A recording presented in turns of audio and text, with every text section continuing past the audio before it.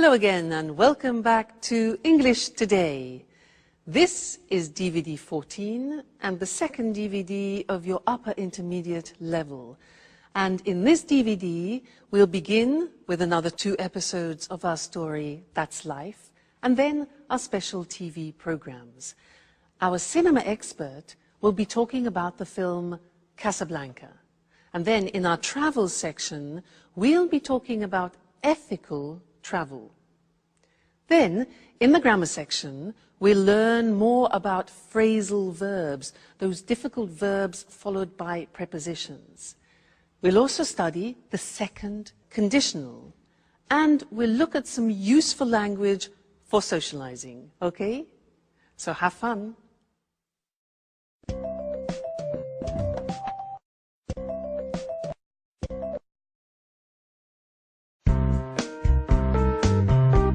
Really? Peter was going to punch Jack? That's right. But luckily I arrived in time. I'm glad I decided to check up on them. Wow. What happened next? Well, Jack and I left, and I think Peter and Sharon carried on with their argument. Wow. Oh, it's a shame I wasn't there. But you knew about Jack and Sharon, didn't you? Well, yes. I found out by chance. I came across a photo of them together while I was cleaning one day. Wow. What an incredible story. Could you stop saying wow? This isn't a film. If it were a film, there would be a happy ending. Well, to tell you the truth, I think this is more exciting than The Bold and the Beautiful. What's going to happen now? I have no idea. If Sharon doesn't go to Japan, I think she and Jack will probably get back together. And how are you getting on? If I were you, I would forget Jack. Oh, don't worry about me. I'll get over him. Good girl. If I were you, I would look after myself. There are other fish in the sea, and you are such a great catch. Thank you, Alice. But to tell you the truth, I'm looking forward to not having a man in my life for a while. Don't say that. I know you're hurt, but what would you do if you met a nice, handsome young man who, by the way, loved cleaning as much as you do? Well, if he loved cleaning as much as I do, I wouldn't let him go. But, you know, men like that are pretty rare. Anyway, getting back to Jack and Sharon, how do you think it will end? Don't worry about that. I'll send you a letter with all the details. And I'm going to miss you, you know. Me too. But I'm happy that you're going to work with your father. It's great that he wants you to come up with the stories for his films. It's what you really wanted, after all. It's true. It's been such a long time since I got on so well with him. And of course, I can't wait to get on with the new film. I'm so excited about it all. Another star in the family. Miss Dubois conquers Hollywood. Actors and actresses doing their best to impress her. No one can keep up with her. Especially because Mars is in line with Scorpio. And what are you going to do now, Anne? Well, the first thing I'll do is look for a new flatmate so I can carry on living in this apartment. You know how expensive it is. If I had the money, I would live here on my own. But you're not alone. There's Jack. And how long do you think he'll stay here? As soon as Peter leaves, he'll only be looking after Sharon and her apartment.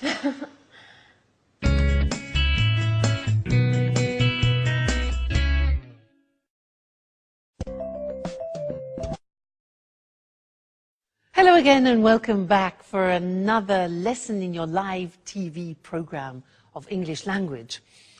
I want to look more closely at the dialogue that they just had because they are using some very interesting verbs called phrasal verbs. Now, a phrasal verb, let me give you an example. I'm glad I decided to check up on them. Now, this is a verb with some prepositions. What happens is the verb itself changes its meaning, and it's actually sometimes very difficult to guess what it means. So, when a verb has a preposition, or even two prepositions after it, and it changes its meaning, its original meaning, we call it in English a phrasal verb. So what I want to do with you now is to use the board and also the examples that there were in the dialogue, and we'll see that there are two groups. In fact, the screen will be divided into two groups. One will be two-word phrasal verbs, and the other is three-word phrasal verbs. Let me explain a little bit better. For example, Anne said, the example before, I'm glad I decided to check up on them. You see that? To check up on them. Check with two prepositions. Now, this verb, to check up on them, means to look at something more closely, to examine something more in depth. All right, so that is the new meaning. Anne then said, I think Peter and Sharon carried on with their argument. Now, carry usually means this, you pick something up and you carry it. If you add prepositions, so the example here is to carry on, it changes meaning, and carry on here means to continue. So, I think Peter and Sharon carried on with their argument means to continue their argument. All right? So, let's carry on. Then Anne said, I found out by chance. Found out, that becomes the meaning of discover. I discovered something. Okay, so find out. Next one. She said, I came across a photo. Now, came across. Very difficult to understand what that means. Because in this context, to come across, it means to find something or to find someone by chance. She says, I came across a photo of them together while I was cleaning one day. Okay, you see, they're not easy, quite complicated. Anne then said, I think she and Jack will get back together. So, look at that. That is a three-word phrasal verb. There are two prepositions, to get back together, and that means to become a couple again. Okay, to reconcile, get back together. Then Anne said, oh, don't worry, I'll get over him. Interesting, impossible to guess the meaning. Get over means to forget about. I'll get over him means I'll forget him, all right? Alice says, if I were you, I would look after myself. Look at that one. Look after, again, difficult to imagine. It means to take care of. Take care of yourself. So, if I were you, I would look after myself. Good. Next one. There are two more. It's been a long time since I got on so well. Now, to get on with means to have smooth relations with a person. It means that the relationship is going well without problems. To get on with. And the last one. Anne says, I'm looking forward to not having a man in my life. Again, look at that. To look forward to. Again, very interesting.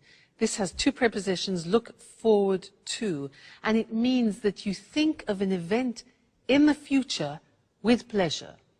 I could say to you, I look forward to seeing you again in the next lesson. All right, so these are the phrasal verbs, very difficult. People hate them. And they say, well, why don't you use easier verbs in English? Well, they come from Anglo-Saxon, and because we use them very often, I'm afraid you have to get familiar with them. All right? So we'll keep practicing, and I'll see you again. I look forward to seeing you again in the next lesson. Okay? Bye.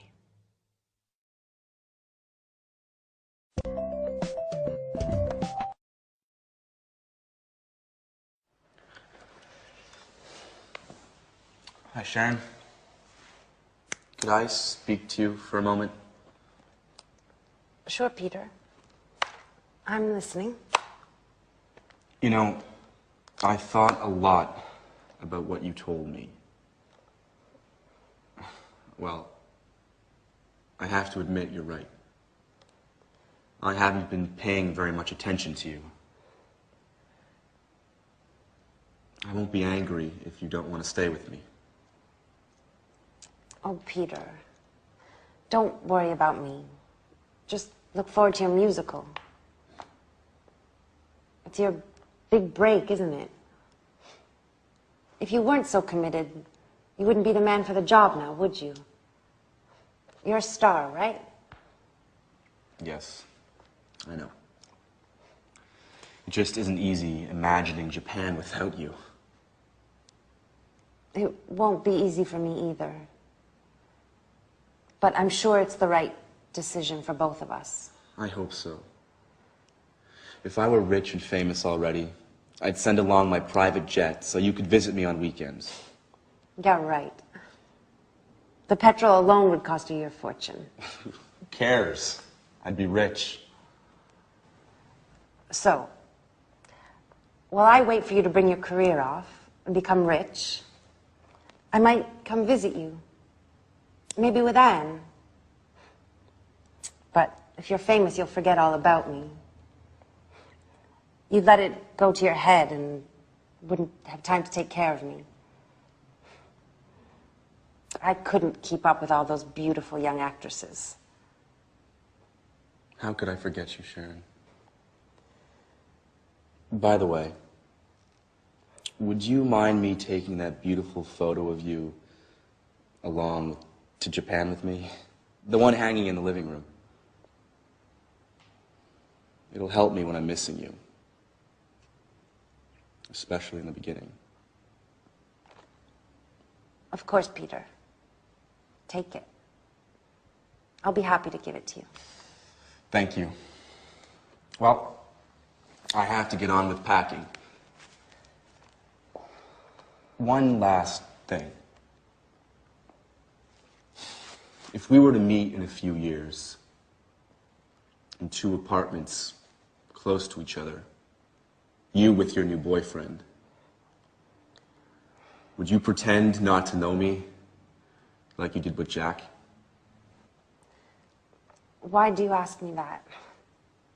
I don't know. Just curious. I guess it would be fun to meet you somewhere else and have a little secret between us two.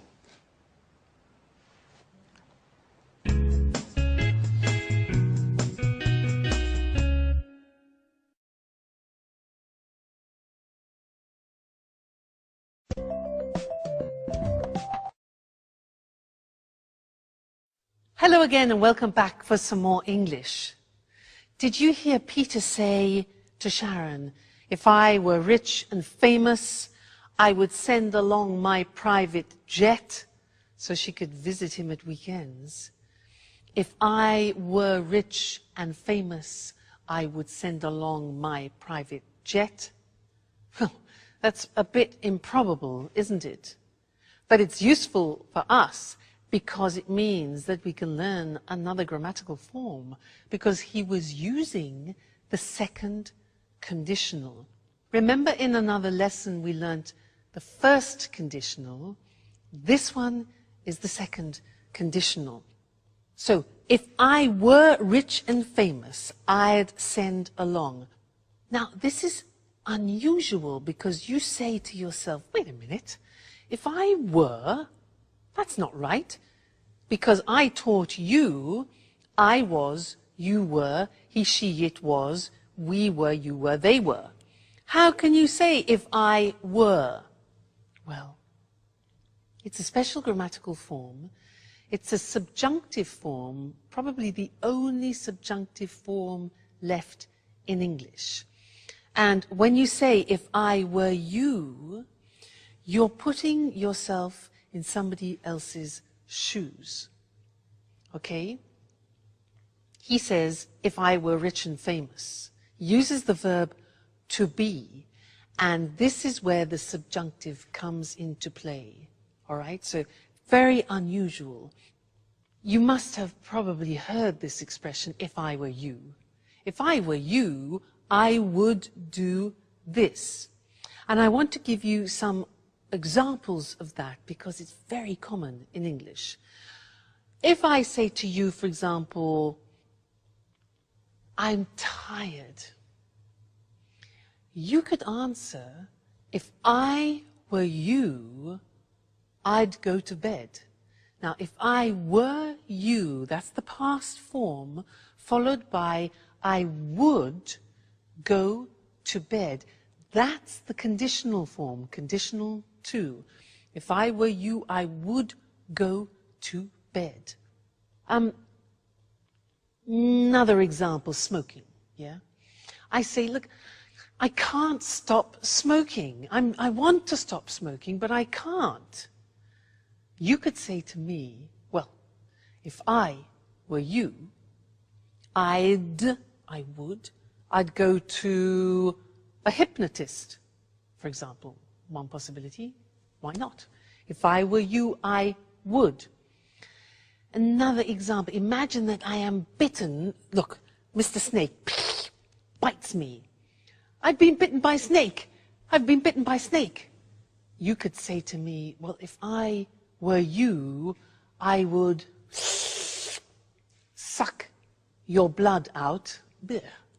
Or, if I were you, I would go immediately to a doctor. So do you see how this works? If I were you, I would. Let's go to the screen now because I want to show you that example and also normal examples of the second conditional.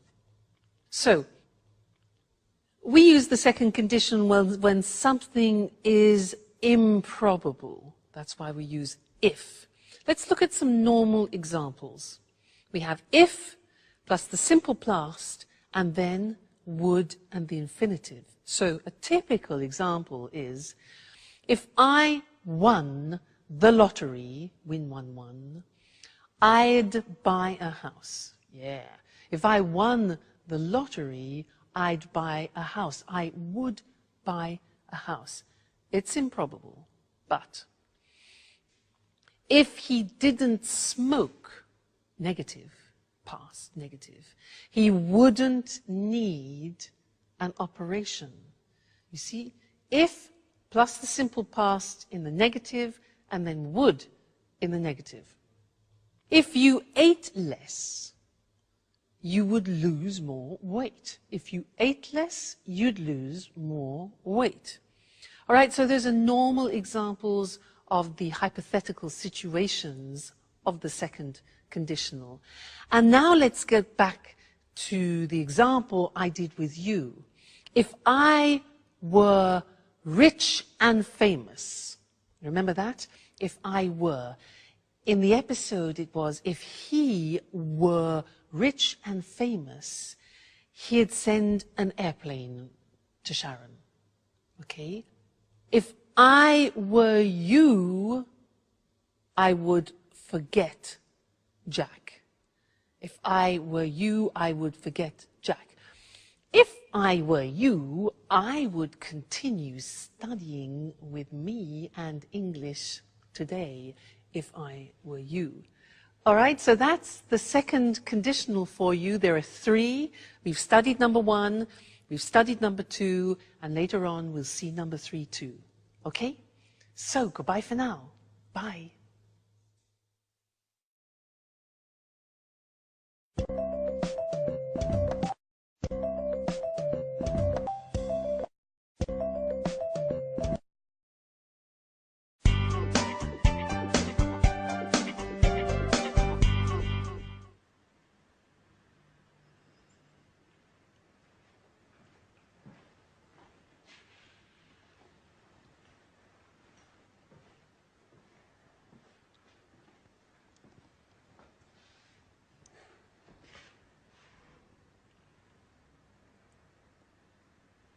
So it's just you and me, isn't it, Anne?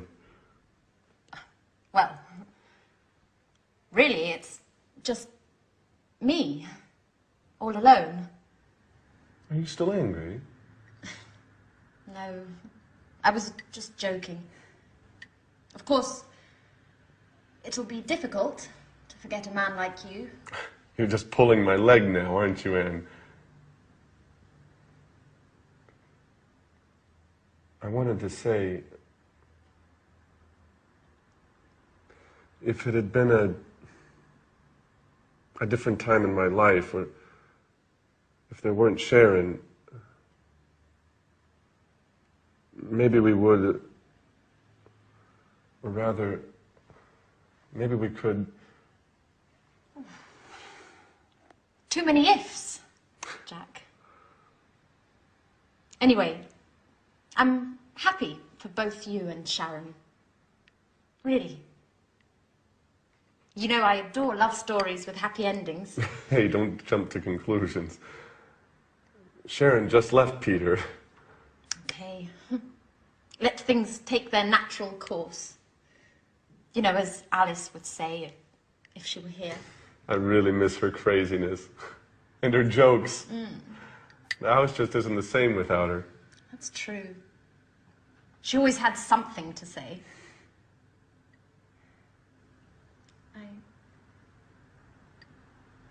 I miss so many things. Like Peter. I even miss his singing exercises. But they were awful. Our poor ears. I know, but I was used to them. By the way, how did things turn out in the end between you two? Pretty well. We had a long talk, and he understood it really wasn't my fault, that it was inevitable. Peter was just too involved with his career to notice Sharon's needs and desires. Let's just say I took advantage of their situation. I'd say so. You've never missed a chance like that in your life, have you? It's late. I have to go. I'm late as usual. And by the way, Sharon and I are going to see a film tonight. Would you like to come? Thanks for the invitation, Jack. But I'd prefer to stay home. Anyway, a possible new flatmate is coming to take a look at the apartment, and well, his name's Nick. Well, actually, I've got to get things tidied up. That's right. Cleanliness is next to godliness, huh? Don't work too hard, Anne. Perhaps Nick is less tidy than Alice and I put together. Oh, no. I lost the battle with you two, but it's time to put an end to all this chaos. I'll ask him all the right questions, but if I get the feeling he doesn't like cleaning, I won't let him in the door.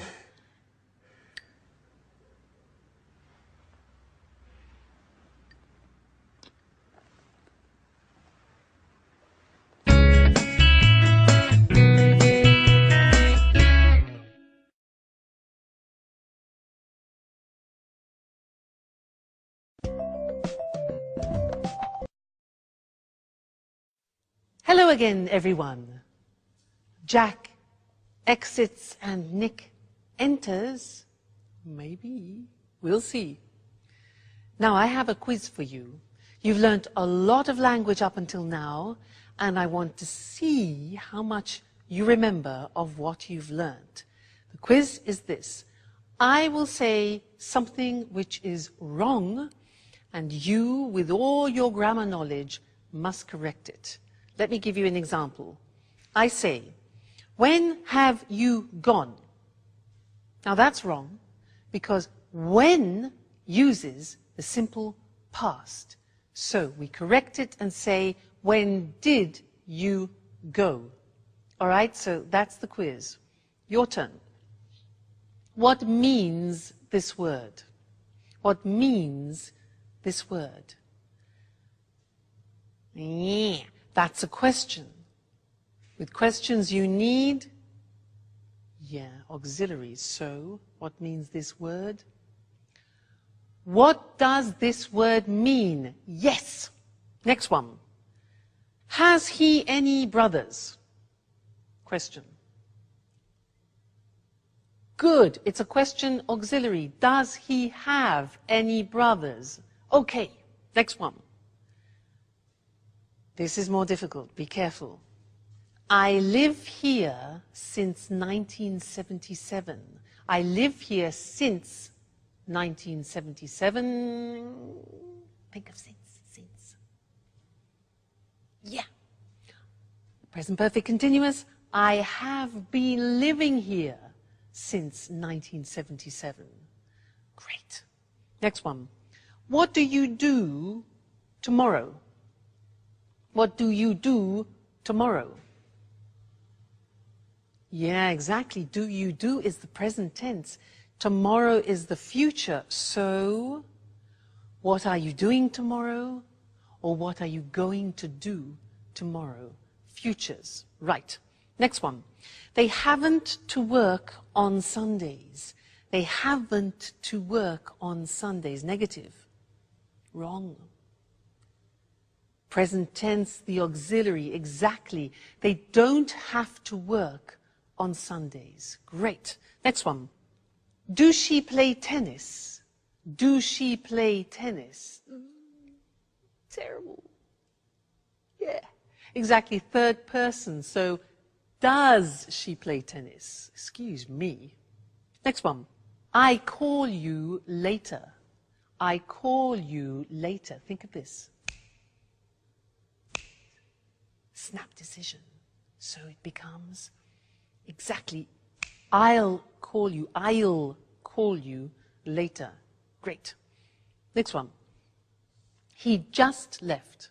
He just left. Okay, we have just. With just, we use genie, just, ever, already, never, yet. Present perfect, so, yeah, he has just left. He has just left. Great. This one here. If I would know, I would tell you. If I would know, I would tell you. Not possible. Second conditional. If I knew, fantastic, I would tell you. And the last one. How much it cost. This is a typical mistake. How much it cost. It's a question. You need an auxiliary. So that's it. How much does it cost? Fantastic. You're great. Great students. Keep on studying like this and you'll be able to speak English like me at the end of the course. All right? Great. Well, take care. Keep studying. See you in the next lesson. Okay? Bye.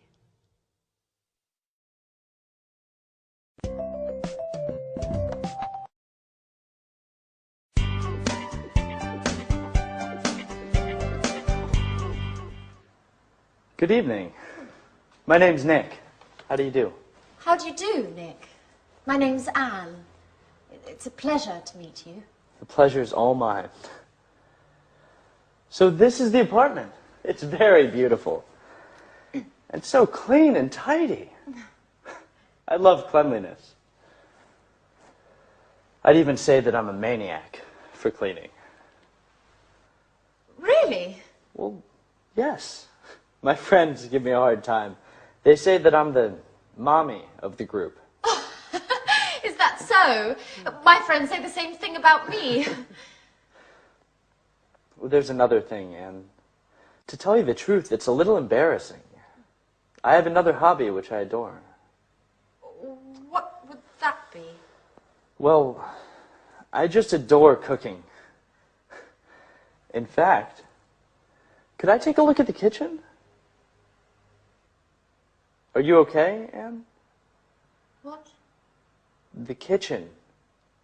Do you think you could show me the kitchen? Oh, I'm sorry. It's just that, well, I love cooking. Fantastic. That way we can experiment and try out new dishes together, okay? So, where is it? Right.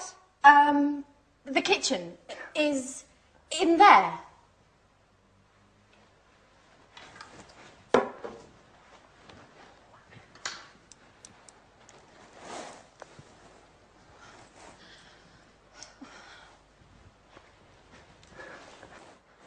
Great. Roomy, well lit, and tidy, just as I like it. I've got to confess that the kitchen is key to whether I come to live here or not. Oh, well, Nick, are you pleased? I mean, with the apartment. Oh, yes. It's very lovely. I like it very much. Not only the apartment. Thank you.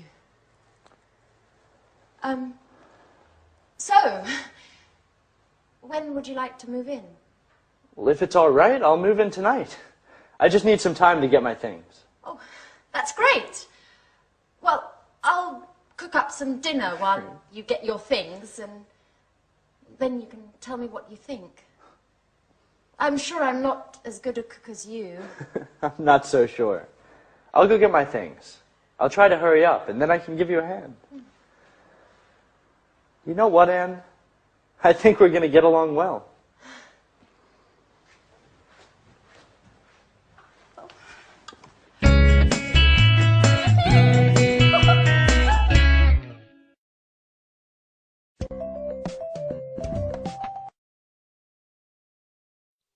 So Anne and Nick cleaned happily ever after. Now, in the last episodes, we have seen lives changing, we've seen people saying goodbye, and I want to look at that language that we use when we say farewell. Farewell, in English, is a word which means stay well in the future. So let's look at some of the language we can use. We heard, I'm sorry to see you go, and also, I'm going to miss you. I'm going to miss you. Hope to see you again soon is something we very often use. Hope to see you again soon, okay? Call me from time to time. Call me from time to time is a nice one. Another really nice expression in English is let's keep in touch. Let's keep in touch, all right, so that you continue having a contact with that person. Let's keep in touch. Let me know how you're doing. Let me know how you're doing, okay? Then saying goodbye to people, some examples are all the best. All the best for your new job, for example, to Peter. Good luck with your new job. Another very common expression, good luck with your new job. See you soon. See you soon. Yes, like an imperative there. Take care. That's really very nice. It means look after yourself. Look after yourself or take care. Then safe journey. Now that's when people are leaving by car or by plane or by train. Safe journey. And you're wishing that they have no problems. Then goodbye or more informally, bye. Cheers, which is something that we use a lot in England, and we also use it when you're drinking with someone. Cheers, also for goodbye. Cheers. And we also use the Italian form ciao. So, bye, cheers, and ciao until our next lesson, where we'll be doing some more English language. Ciao.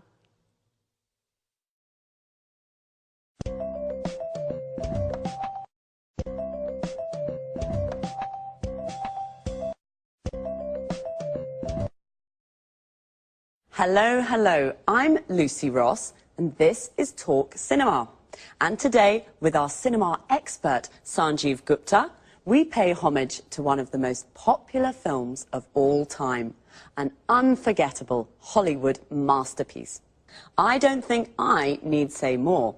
I'm sure you all know the film we're going to talk about today. Casablanca. Casablanca.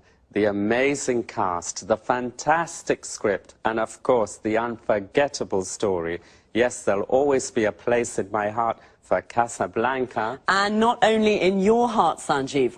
Well, let's try to explain to our viewers why this film is so popular.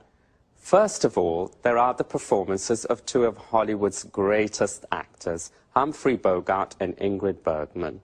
And secondly, it's a film that was able to bring romance together with the serious theme of resistance to the Nazis. The end result is a passionate love story brimming over with emotion. Yes, you just can't forget the wonderful performances of Humphrey Bogart and Ingrid Bergman. Could you run through the plot for us, Sanjeev, just to jog our viewers' memories? Sure. Casablanca takes us back to a wartime Europe of Nazis and freedom fighters. The film, directed by Michael Curtiz in 1942, focuses on the character of Rick Blaine, a cynical American who has escaped from occupied France to open an upmarket jazz bar in the Moroccan city of Casablanca.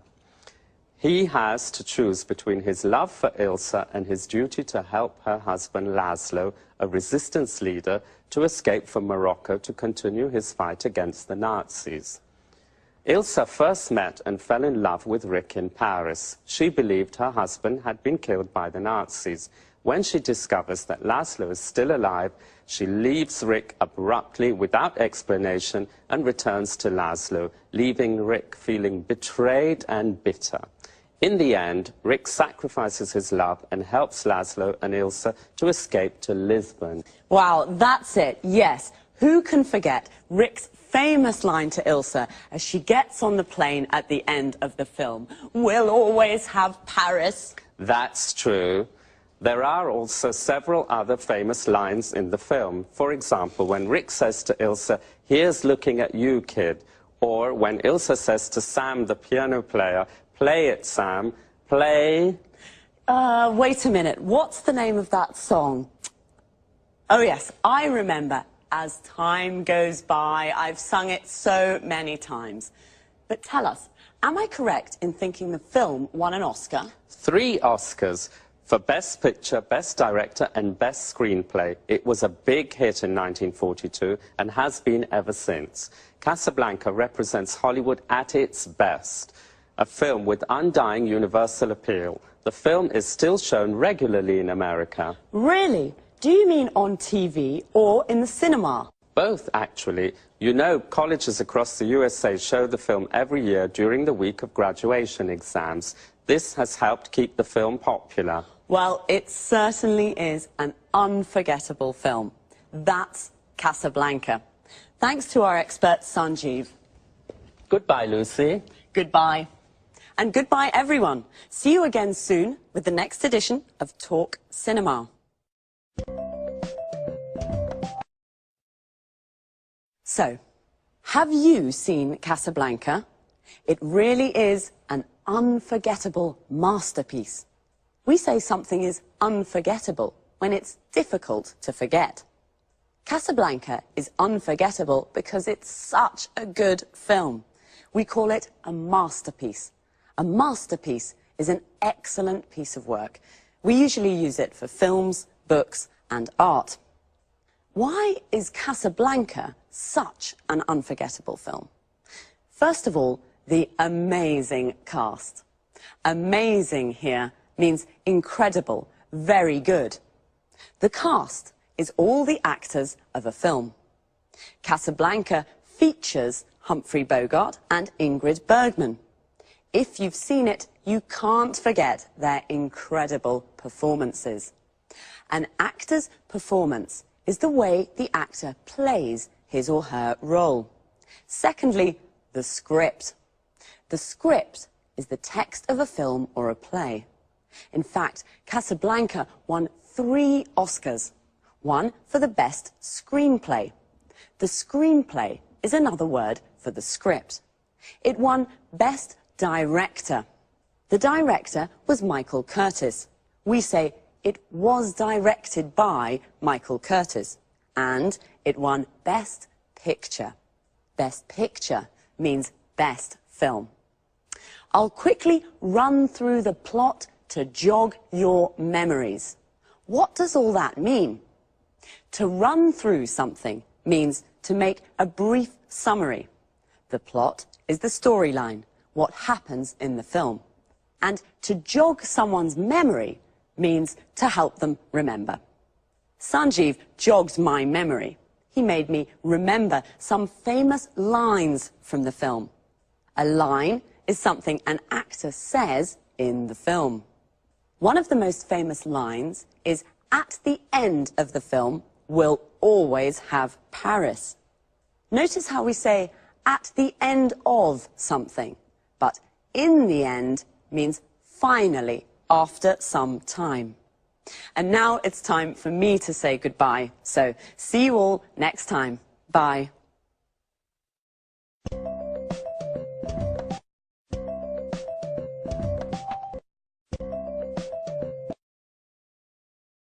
Good morning and welcome to this week's edition of the Travel Programme. In the studio with me, as always, is Christine Oteng, our travel expert. Good morning, Lucy, and hello to everyone. Are you dreaming of your next holiday? You can't wait to get away from it all. Thinking of going to an exotic, tropical destination? Well, let's have a look at some suggestions that will make your travels more rewarding and help local people too. So, over to you, Christine.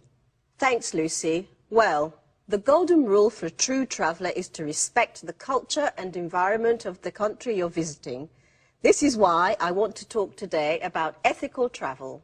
I'm not talking here about a weekend in Paris or a week on a Greek island, but more about tourism to more distant locations in poor, developing countries. Ethical travel is all about what to do when you're on holiday in one of these countries. Can you give an example? Sure. To start with, before you leave home, try to choose a travel company that gives part of its profits to a fund that supports local community projects. You know, with traditional tourism, only a very small percentage of the income generated by visitors actually goes to local people. Most of the money that tourists spend goes to multinational companies. Usually, these companies take their profits out of the country and do very little to help local communities and the local environment. You're right. The tourist industry can be a very cutthroat business. So, do you have any other suggestions on how we can travel ethically? Sure. Choose a resort that is built with local materials in the local style, or stay in local family-run hotels. Shop and eat where local people do. Use public transport and try to learn a few words of the language before you leave home. The only way to really get to know a country is to get in touch with local people. So it can be useful to read up on the place you're going to visit and its culture before you leave home. Of course, tourists usually see the local culture as something colourful and exotic without really understanding it very well. It's important, though, to learn about local traditions and to respect them. Do this and your holiday will be a much more rewarding experience. One more thing. Do remember to always ask before taking photos. And what about shopping? Is this against the concept of ethical travel? Absolutely not. Shopping's always fun, but do use your head when shopping. I mean, try to buy souvenirs from local markets and always pay a fair price for goods. Bargaining's fine, but don't beat the locals down too much. One important thing, never buy souvenirs made from endangered species. This is illegal and damages the local ecosystem. Fine. So an ethical traveller is a responsible tourist who knows how to combine the joys of travelling with a respect for the local culture and environment. Any more advice for us, Christine? Yes, just one last thing. Follow these suggestions and your travels will be a lot more rewarding and much more fun. I'm sure they will be. Well, thanks, Christine, for your really useful tips on how to be an ethical traveller. Well, that's all we have time for today, so goodbye, Christine. Goodbye to all travellers, and remember, travel ethically and enjoy your holidays more. See you soon with another edition of the Travel Programme. Goodbye. Well, I can't wait to get away from it all. I can't wait is an expression that means you're looking forward to something.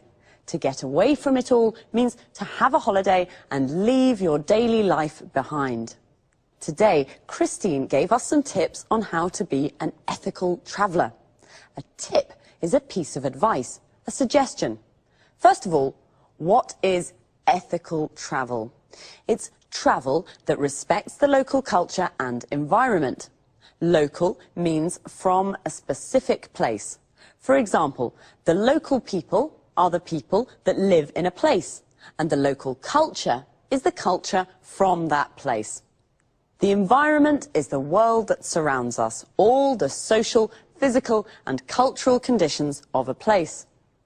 Christine gave us a golden rule, a rule that should not be broken. The golden rule for an ethical traveller is in fact to respect the local culture and environment. She also suggested choosing a travel company that gives some of its profit to local communities. A community is a group of people living in the same area. A travel company is a company that organises tours to various parts of the world. And you should read up on the place you want to visit. To read up on something means to research and get information about something. The best place to stay is in a family-run hotel. Family-run means it's owned and managed by a family. And when you go shopping in a market, bargaining is okay. To bargain means to decide the price with the seller. If something costs $20, you bargain to pay $15. But don't beat the locals down too much. To beat someone down means to force them to reduce the price of something. That's all for this week. See you again soon.